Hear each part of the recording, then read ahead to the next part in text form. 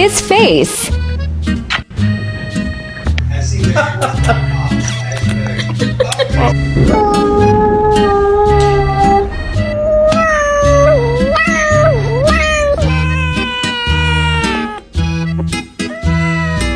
Stare him in the eyes and kiss him lovingly. Oh.